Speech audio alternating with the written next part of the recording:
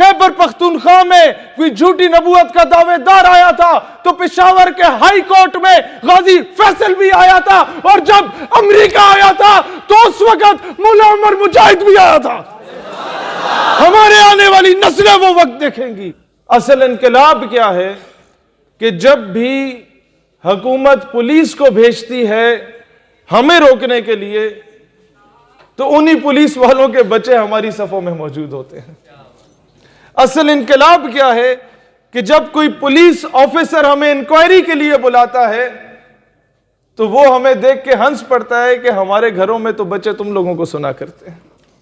इस बार 14 अगस्त मैंने कराची शहर में मनाई, और जब मैं पश्तूनों के इलाकों से गुजर रहा था, कराची में बसने वाले पठानों के इलाकों से, तो मेरे सिंध के सदर ने मुझे बताया कि ये वो जगह है जहाँ पर मुल्ला अब्दुल गनी को दाढ़ी से नोच के घसीटा गया और अमेरिका के हवाले किया गया। मैंने कहा कि वो तो माजी था, वो तो मुशर्रफ जैसे टाउट के दौर की बात थी, लेकिन क्या है कि हमेशा से रहने वाला दीन इस्लाम है। दौरे हाजिर में वही मुल्ला अब्दुल गनी ब्रदर है जो अमेरिका को घुटने टेकने पे मजबूर हो गया, और मुझे इकबाल के उस शेर की उस वक़्त जाके समझ आई कि अल्लाह को पामर दिए मोमिन पे भरोसा, इब्लीस को यूरोप की मशीनों का सहारा। काफिर है तो करता है शमशीर पे भरोसा, मोमिन है तो बेतैग भी लड़ता है सिपाही। हमारे आने वाली नस्लें वो वक्त देखेंगी कि जब तालीमी निसाब में सिंड्रेला की जगह सैयदा उम्मे अमारा को पढ़ाया जाएगा।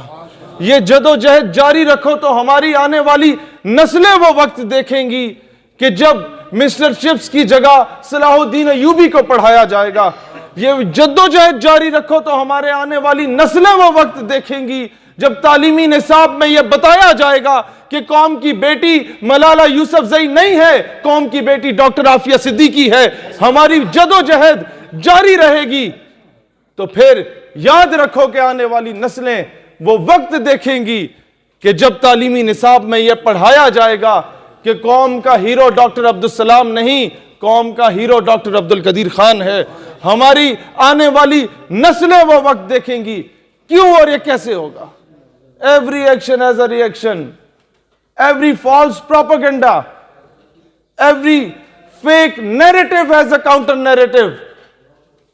हर प्रॉब्लम का सलूशन होता है। जब फिरौन आया था तो अल्लाह ताला ने हजरत मूसा को भेजा था। जब अब्राहा के लश्कर आए थे तो अल्लाह ने अबाबीलों को भेज दिया था। मरहब आया था तो अल्लाह ने हैदर कर्रार को भेजा था।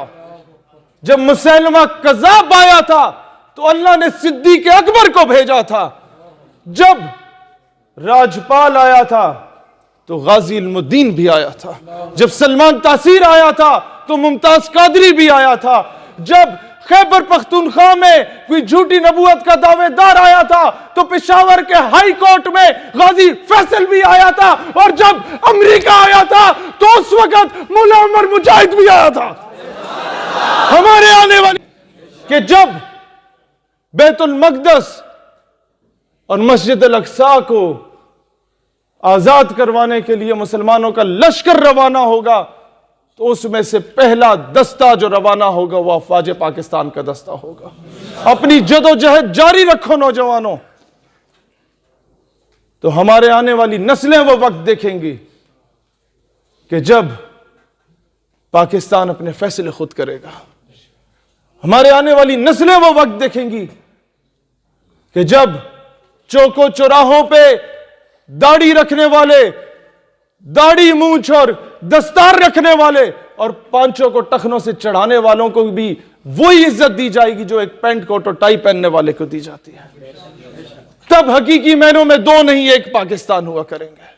हमारी नस्लें वो वक्त देखेंगी कि जब यूनिवर्सिटीज में दीन की तालीम को भी लाजमी करार दिया जाए। हमारे आने वाली नस्लें वो वक्त देखेंगी इंशाअल्लाह ताला जब सल्तनत उस्मानिया की तर्ज पे दोबारा वो खिलाफत का निज़ाम इस उम्मत में क़याम होगा उसका, और उसकी जो पहली बुनियाद होगी वो पाकिस्तान से रखी जाएगी इंशाअल्लाह। दोस्त, अगर तुम लोग ایک چیز کا فیصلہ کر لو کہ گھما پھرا کے بات نہ کرو، اسٹریٹ فارورڈ ہو کے بات کرو، اللہ تعالیٰ تمہیں حقیقی معنوں میں ان غلامی سے آزادی دلائے گا۔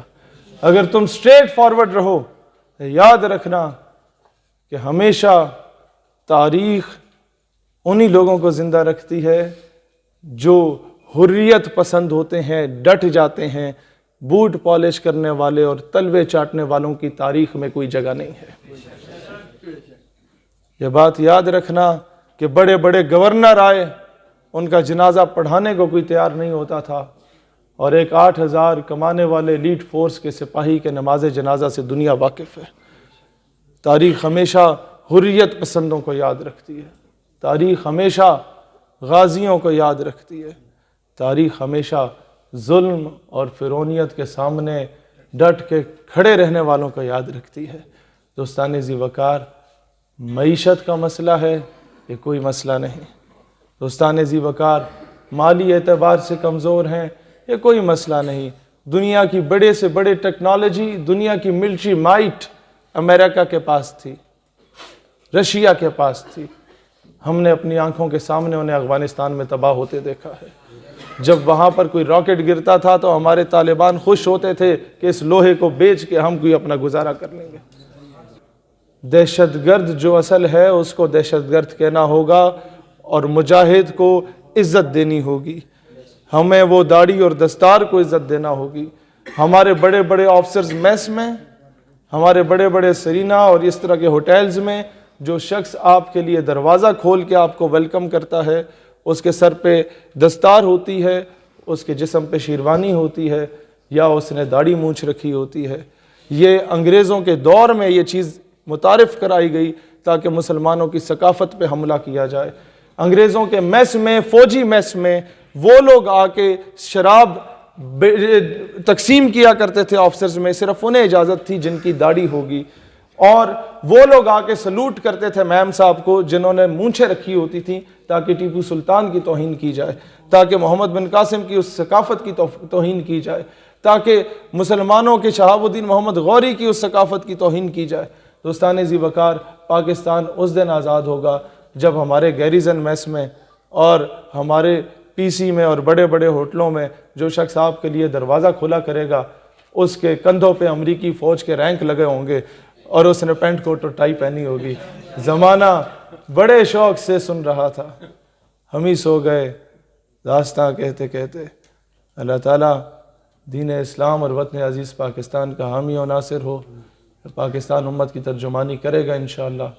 اس ملک سے محبت اس لیے نہیں کہ یہاں پیدا ہوئے پلے بڑے، ہمیں اس لیے محبت ہے کیونکہ یہ جو پرچم ہے جو ہم سینے پہ لگا کے رکھتے ہیں، اس کو غور سے دیکھو، اس کی نسبت میرے آقا کے گنبد خضرا سے ہے۔ اس پرچم کا دشمن ہمارا دشمن ہے، اس پرچم کا دوست ہمارا دوست ہے۔ پاکستان واحد ریاست ہے ریاست مدینہ کے بعد جو اسلام کے نام پہ بنی، اگر اسلام کے نام پہ نہیں چل رہی تو آپ کا اور میرا قصور ہے۔ ہم نے قیمے والے نان پہ اور بریانی کی پلیٹ پہ ہر 5 سال کے بعد اپنے ضمیر پہ سمجھوتا کیا، اپنے ایمان پہ سمجھوتا کیا۔ دوستان ذی وقار، آج منظم ہو کے، متحد ہو کے، اس 5th جنریشن وار کے ایرا میں بھی، جہاں پر ہم لوگ جنرل امجد شعیب جیسے لوگوں کا نام لے کے لتاڑتے ہیں کہ ان کو جرت کیسے ہوئی کہ اسرائیل کی حمایت میں انڈائریکٹلی بات کرے کہ ڈیبیٹ ہو سکتی ہے، جہاں یہ 2 ٹکے کے لوگ کامران خان جیسے صحافی بات کرتے ہیں، جہاں انہیں لتاڑتے ہیں، وہیں ہماری رسپانسبلٹی بنتی ہے کہ سیاچن میں اور ایل او سی میں جو فوجی اپنی جانوں کا نذرانہ دے رہے ہیں ان کو ہم سلوٹ بھی کیا کریں، تبھی جا کے پاکستان مستحکم ہوگا۔ جیسے میں ہمیشہ پنجاب میں لوگوں سے کہتا ہوں کہ یہاں تمہیں کوئی ریڈی لگانے والا پٹھان نظر آئے تو اسے سینے سے لگاؤ گے تو پاکستان مضبوط ہوگا۔